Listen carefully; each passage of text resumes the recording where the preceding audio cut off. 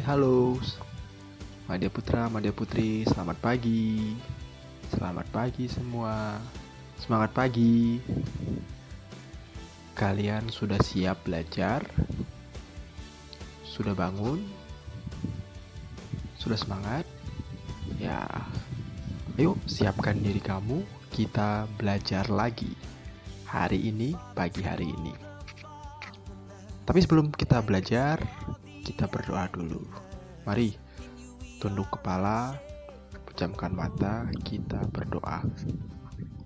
Tuhan Yesus yang baik, kami bersyukur kami pagi hari ini, Madya Putra, Madya Putri boleh berkumpul dan bersiap untuk belajar sekolah minggu. Berkati kami supaya bisa memahami pelajaran pada pagi hari ini. Di dalam nama Tuhan Yesus, kami sudah berdoa bersyukur. Amin. Selamat belajar adik-adik, Tuhan Yesus memberkati. 2 Korintus 4 ayat 16 sampai dengan 2 Korintus 5 ayat 10. Demikian firman Tuhan. Jangan tawar hati juga waktu menghadapi maut. Sebab itu kami tidak tawar hati, tetapi meskipun manusia lahiriah kami semakin merosot, namun manusia batiniah kami dibaharui dari sehari ke sehari. Sebab penderitaan yang ringan sekarang ini mengerjakan bagi kami kemuliaan kekal yang melebihi segala-galanya, jauh lebih besar daripada penderitaan kami. Sebab kami tidak memperhatikan yang kelihatan, melainkan yang tidak kelihatan. Karena yang kelihatan adalah sementara, sedangkan yang tak kelihatan adalah kekal. Karena kami tahu bahwa jika kemah tempat kediaman kita di bumi ini dibongkar, Allah telah menyediakan suatu tempat kediaman di surga bagi kita, suatu tempat kediaman yang kekal, yang tidak dibuat oleh tangan manusia. Selama kita di dalam kemah ini kita mengeluh karena kita rindu mengenakan tempat kediaman surgawi di atas tempat kediaman kita yang sekarang ini, sekarang ini. Sebab dengan demikian kita berpakaian dan tidak kedapatan telanjang. Sebab selama masih diam di dalam kemah ini, kita mengeluh oleh beratnya tekanan, karena kita mengenakan pakaian yang baru itu tanpa menanggalkan yang lama, supaya yang fana itu ditelan oleh hidup. Tetapi Allah yang justru mempersiapkan kita untuk hal itu, dan yang mengaruniakan Roh kepada kita sebagai jaminan segala sesuatu yang telah disediakan bagi kita. Maka oleh karena itu hati kita senantiasa tabah, meskipun kami sadar bahwa selama kami mendiami tubuh ini, kami masih jauh dari Tuhan. Sebab hidup kami ini adalah hidup karena percaya, bukan karena melihat. Tetapi hati kami tabah, dan terlebih suka kami berlari dari tubuh ini untuk menatap kepada Tuhan. Sebab itu juga kami berusaha, baik kami diam di dalam tubuh ini maupun kami diam di luarnya, supaya kami berkenan kepadanya. Sebab kita semua harus menghadapi takhta pengadilan Kristus, supaya setiap orang memperoleh apa yang patut diterimanya sesuai dengan yang dilakukannya di dalam hidupnya, baik ataupun jahat. Demikian firman Tuhan. Selamat pagi adik-adik. Kita jumpa lagi dalam sekolah minggu kita. Kita sudah masuk ke pelajaran yang ke-9, yaitu mengenai kesiapan menghadapi kematian. Pelajaran kita pada pagi hari ini sungguh-sungguh membuat kita bisa memikirkan apakah kita siap untuk menerima untuk kematian. Sebelum kita mempersiapkan firman Tuhan, mari kita akan berdoa. Tuhan Yesus, terima kasih Engkau sudah berkati kami saat ini Tuhan. Kami bersama-sama akan belajar mengenai persiapan kami untuk menghadapi untuk kematian. Biarlah Tuhan akan berkati kami Tuhan. Engkau berikan hikmat dan kasih-Mu supaya kami dapat mengerti setiap apa yang Engkau sampaikan pada pagi hari ini. Terima kasih Bapa, hanya dalam nama Tuhan Yesus kami mengucap syukur menyerahkan doa ini. Amin. Terima kasih untuk Mas Yuda yang sudah membawa acara pada pagi hari ini, dan juga untuk adik William yang sudah bacakan kebenaran firman Tuhan. Nah, di dalam pelajaran kita ada dua definisi ya, yaitu mengenai kematian dan juga hidup kekal. Nah, definisi untuk mati yaitu menurut KBBI, yaitu Kamus Besar Bahasa Indonesia, yaitu tidak hidup atau tidak ada nyawa, tidak bergerak, diam tanpa roh dan nyawa. Tapi kalau definisi hidup kekal adalah hidup yang selamanya, yaitu abadi. Dalam konteks ini adalah kehidupan di surga bersama Tuhan Yesus selama-lamanya atau hidup abadi. Nah, di dalam surat 2 Korintus 4 ayat 14 sampai 18 itu juga Paulus telah menjelaskan bahwa penderitaannya itu ditujukan untuk pelayanan yang lebih efektif kepada jemaat Korintus. Karena itu ia tidak tawar hati meskipun harus menderita, karena secara rohani ia diberkati dan juga diperbarui ya, sehingga dia tidak menjadi tawar hati ya untuk menghadapi penderitaan, terutama dalam pelayanannya ya. Sebab kesusahan yang diderita untuk sementara waktu sesungguhnya mengerjakan kemuliaan yang lebih besar ya, yang lebih besar. Namun jangan mencari-cari kesusahan karena ingin mencapai kemuliaan ya. Nah, di sini kita harus mengikuti apa yang Tuhan sampaikan melalui pelayanan yang Paulus berikan pada kita melalui suratnya di dalam 2 Korintus tadi, bahwa kita harus mencapai kemuliaan itu dengan apa yang kita lakukan ya, tidak harus mencari-cari kesusahan, tapi biarlah itu semua Tuhan yang mengatur. Nah, di dalam 2 Korintus 5 ayat 1 sampai 2 itu setelah mengkontraskan untuk penderitaan yang sementara dengan kemuliaan yang kekal, serta ada yang dimaksud serta apa yang kelihatan dan sementara dengan apa yang tidak kelihatan dan abadi. Paulus membandingkan tempat kediaman sekarang dan tempat kediaman surgawi ya. Itu dalam pasal 5 ayat yang kedua. Paulus juga menyatakan bahwa sekarang ini kita tinggal di tempat yang bersifat sementara ya, bersifat sementara dan terbatas ya.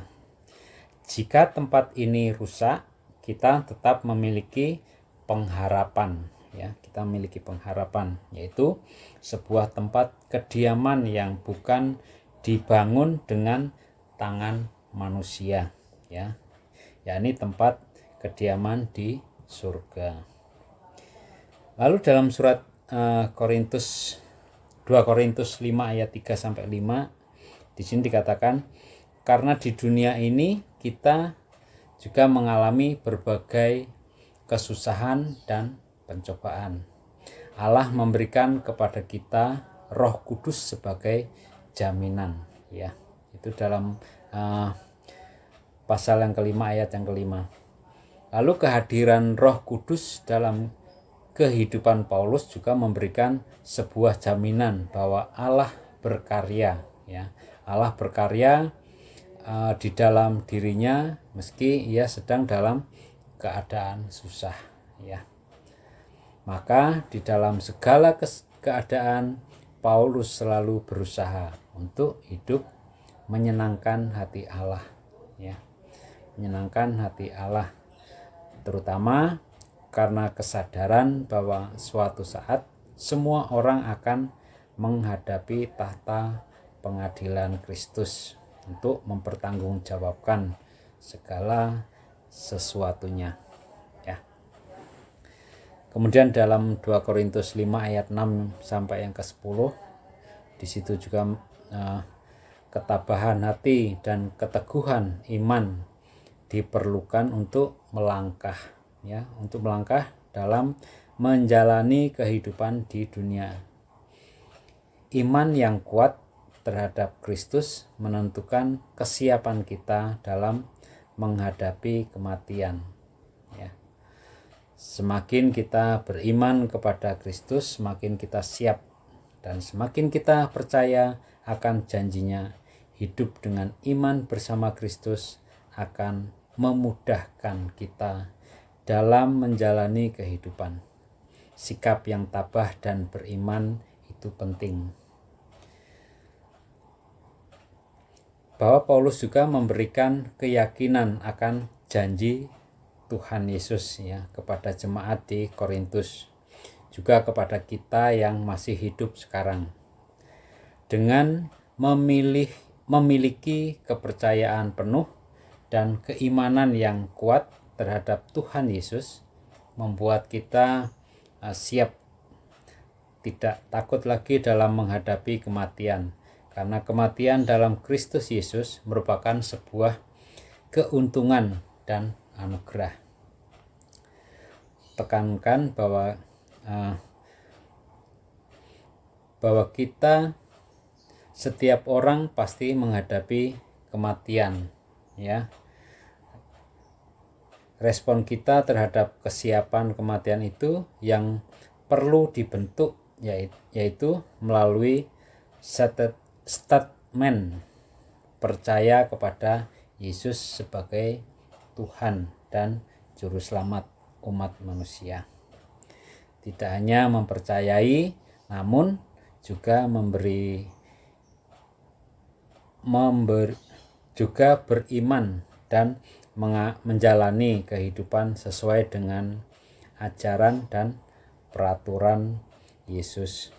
Kita harus bisa mempersiapkan jiwa kita dalam mempersiapkan kematian. Dan ini bukan hal mudah, namun Tuhan akan menolong, ya. Tuhan akan menolong. Nah, apakah adik-adik dan kita semua sudah siap dalam menghadapi kematian itu? Apa yang mereka lakukan dalam mempersiapkan kematian sebagai murid Kristus? Melalui keimanan dan kepercayaan penuh kepada Yesus akan menolong kita dalam mempersiapkan kematian. Karena ada jaminan hidup kekal yang Tuhan Yesus siapkan bagi kita, anak-anaknya yang percaya kepada Yesus. Janji hidup kekal itu pasti. Amin.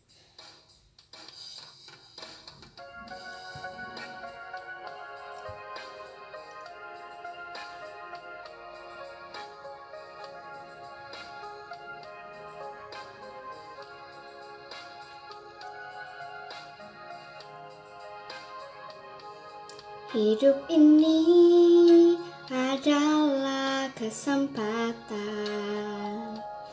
Hidup ini untuk melayani Tuhan.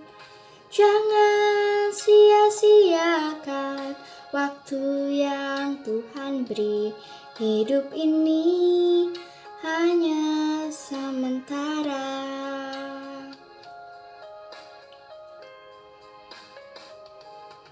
Hidup ini adalah kesempatan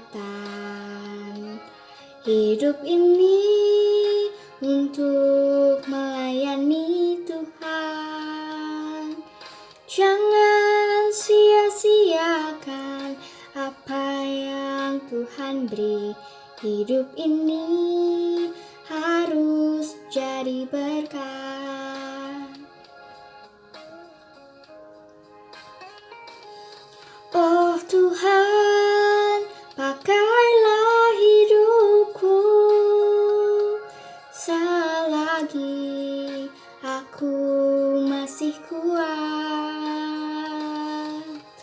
Bila saatnya nanti ku tak berdaya lagi, hidup ini sudah jadi berkat.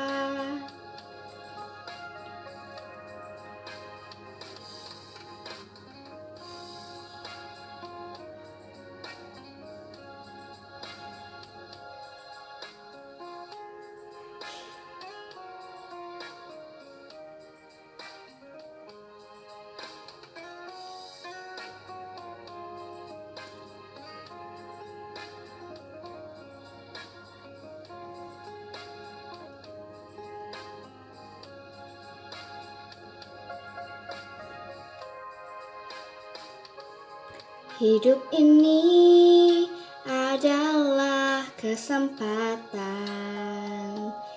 Hidup ini untuk melayani Tuhan. Jangan sia-siakan apa yang Tuhan beri.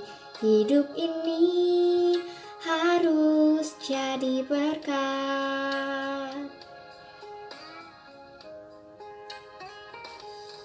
Oh Tuhan, pakailah hidupku